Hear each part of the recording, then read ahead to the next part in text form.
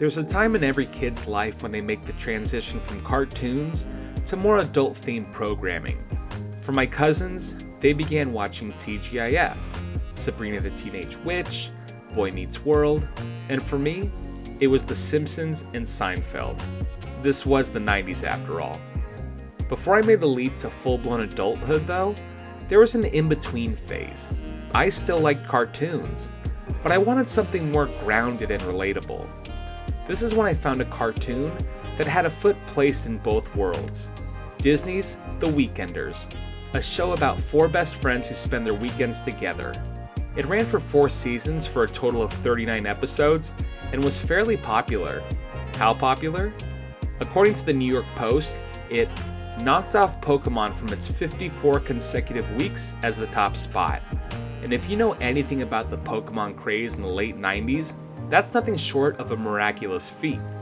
So, what is it about this show that made it such a hit? Well, the weekend has come early. Let's check out The Weekenders.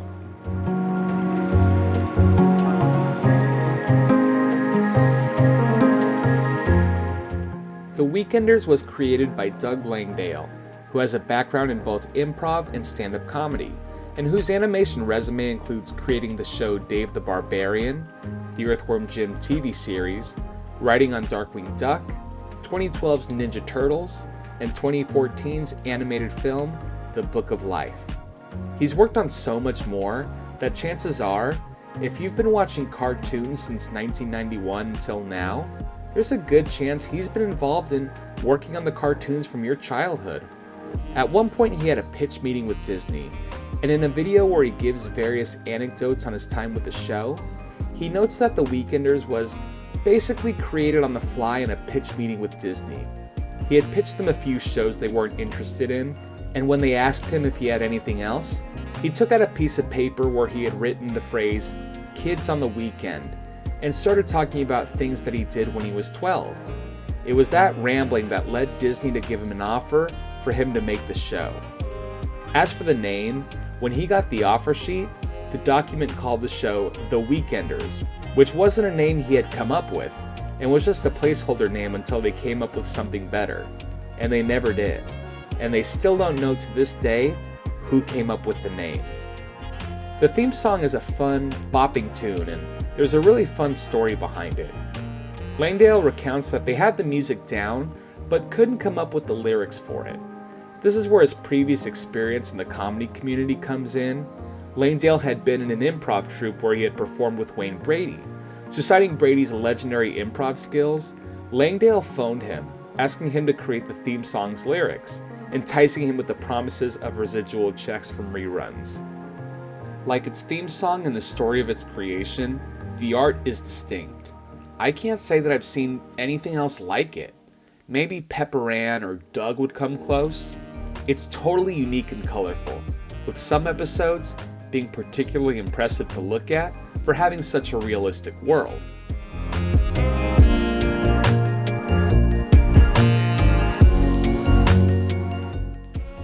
The show follows the adventures of weekend life with our 4 main characters. Tino, our de facto main character, who acts as narrator in most episodes and has a penchant for being neurotic, worrisome, but a light-hearted and goofy kid. Lore, the jock of the group, who's the most ditzy and short-tempered, but also the most feeling of the 4. Carver, the cool guy of the group, according to himself. He's shoe-obsessed and always trying to find a way to become more popular and improve his image. And Tish, the super brainy, artistic, cultured member of the group. Langdale has stated that Tino is based on his younger self, but 2 of the other characters in the show were going to be completely different from their final incarnations. Carver was originally supposed to be Egyptian, but one night, Langdale was doing a sketch show and met actor Phil Lamar backstage, who eventually landed the role of Carver, so they ended up making him black. More shocking, Tish was supposed to be a weirdo, like really out there weird, but it never quite worked for the show. Langdale ended up dealing with an executive at the studio who he noted was a Yale graduate, a very smart know-it-all type, and it wrote itself. A smart girl who likes being smart and smug and doesn't understand why people aren't interested in the things she's into. His biggest regret looking back on the creation of the characters, though, was that there were no Latin characters, because in the area of San Diego where he grew up and went to school, half the kids were Latin, so he saw it as a missed opportunity.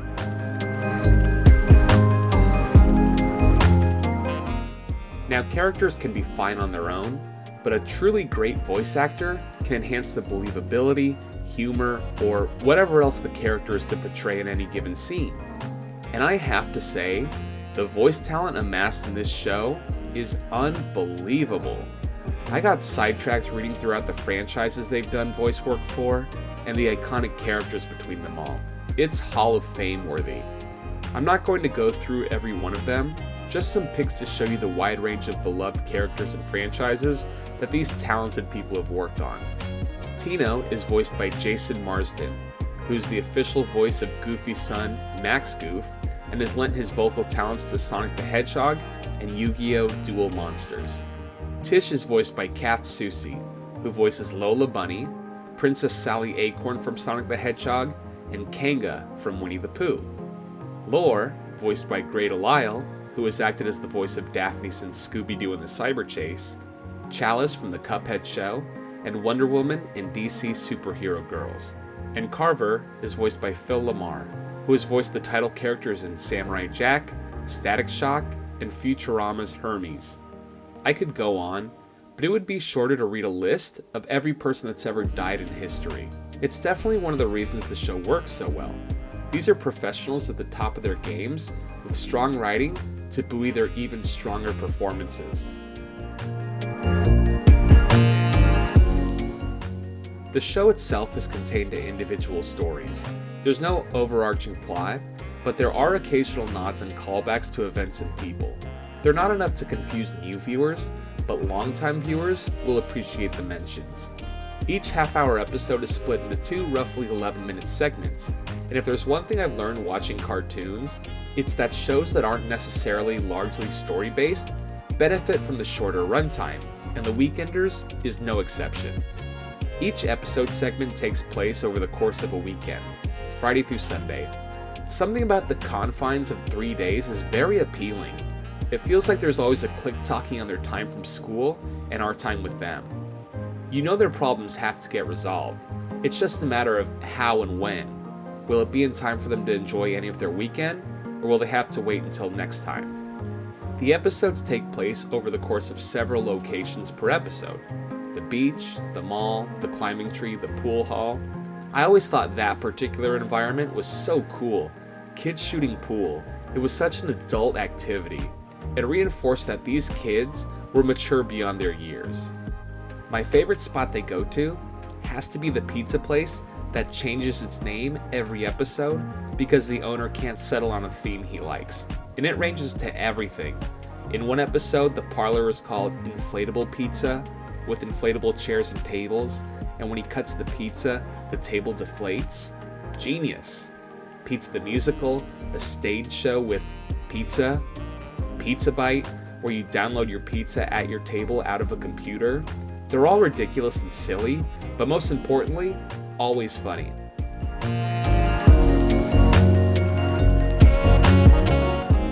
The shows start with a character, most often Tino, breaking the fourth wall, giving us a briefing of the situation at hand.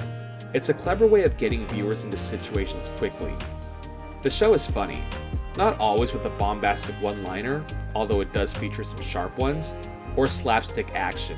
It's a lot more based on something happening within the group that affects one or more of them internally, and how they end up reacting and solving their problem. And since they're young adults, it comes off as understandable since they're at an age where they're leaving selfish youth and learning how to navigate young adulthood. Still, the show is consistently funny, with a lot of the humor coming from the dialogue. In one instance, Tish is mad she didn't get into the talent show, while Lore did. She's visibly jealous and won't help Lore with her act, but Tish won't admit her jealousy, but claims she doesn't have a jealous bone in her body, to which Carver responds, "How about jealous internal organs?" It's a great retort. Okay, one more. Tish creates an unsightly sculpture of Carver for an art exhibit, and when she leaves the room, the three marvel at the statue. And Carver asks, "Is it me, or is that the ugliest statue?" And Laura says, "It's both." That line was so good, it blew me away. And that's the kind of humor you're going to get at least once per episode. Now, halfway through most episodes, Tino consults his mother for advice. I was surprised the first time I saw this. I thought maybe it's a device for a pilot episode to begin wrapping up the story, but no. Almost every episode, Tino tells his mom the issue he and the group are having, and she gives mostly sage advice that he mostly always follows. Tino's mom is often a pillar for reason. It helps Tino and even the other group to realize and admit to what they know is right. On Tino's mom, Langdale states, a lot of what she did on the show was nudge him in the direction of whatever hopefully reasonable decision he was going to be making before the end of the show. This made me realize I was watching a different type of show. The characters encounter uncomfortable conflicts, but actively want to solve them to maintain their friendships and because they know it's the right thing to do. One example, and one of my favorite episodes, a parade is coming up and Tino is going to ride his new scooter. Carver rides it and breaks it and promises the next morning he'll have it fixed so Tino can ride it in the parade. Instead, Carver forgets and buys new wheel shoes. Tino's mom and friends advise him to remind him, but he doesn't want to come off as nagging, so he doesn't mention it and boils inwardly until he eventually explodes all over Carver. Carver's apologetic and says he should have reminded him. Luckily, Tino's mom's boyfriend fixes it up and they're okay, but just that he dealt with this inner turmoil and actually consulted an adult for advice and knew his own actions were wrong, it shows a lot of path for learning and growth. The episodes end on positive notes. Sometimes things work out, but don't always go their way, but it's their acceptance of outcomes and their part in making them happen or not, and that's a very mature way to look at a situation. At the end of episodes, characters will reiterate the lessons they learned. Langdale says, "It seems the easiest way to do that is to have a moral at the end of the show. More than anything else, it was laziness. The easiest thing to do is have the main character at the end of the show go, 'I guess we learned not to blah blah blah.'" And I was like, okay, let's do that. It's ironic that this adroit way of wrapping up episodes with morals was born out of laziness. In any case, it's effective in what it sets out to do. And I think it's neat for kids to see a show not pushing these morals, but also not talking down to its young audience like so many others do. I'm of the mind that rising tides raise all ships. Give children something a little more elevated beyond their years, and they'll rise with it.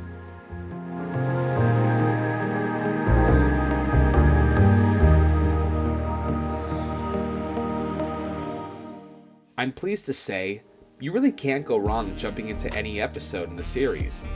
But here are some favorites I'd recommend. Season 1, Episode 1, Crush Test Dummies. Laura likes a boy at school, but an eavesdropping Carver mishears her and thinks she's in love with him. Season 2, Episode 11, Prue. Prue, a popular girl at school, is mad at her popular friends, so she decides to use the Weekenders as replacement friends to make them jealous. Season 2, Episode 12, Talent Show. Tish and Laura try out for the talent show. When Laura gets in and Tish doesn't, Tish refuses to help her friend practice for her big moment.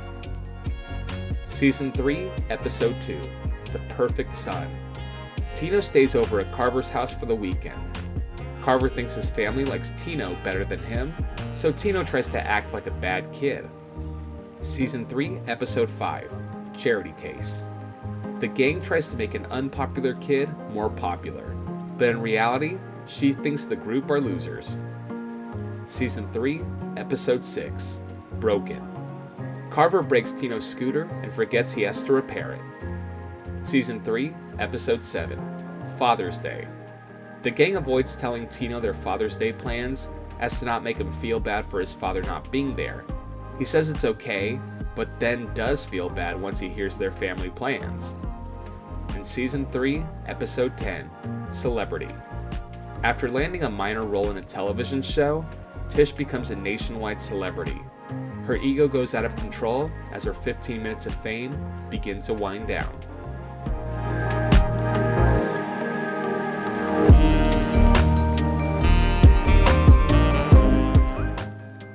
The Weekenders marks an important moment in my life when I was shedding what I believed to be little kid things. I was ready to go from what I deemed as silly cartoons to more relatable, realistic animated shows. Doug Langdale has stated if there were ever any interest, he would be open to revisiting the series, which is more encouragement than you can give most dormant properties. If you like his work, he recently came out with Samurai Usagi on Netflix, so give that a watch and support his talents. Anyway, I've watched a lot of Weekenders over the past few days, done a lot of editing, and I'm hungry, and I'm craving a pizza from this new place down the street. Well, it's an old place, they just changed the name to something new. Anyway, I'd better get a move on before the weekend's over, so later days.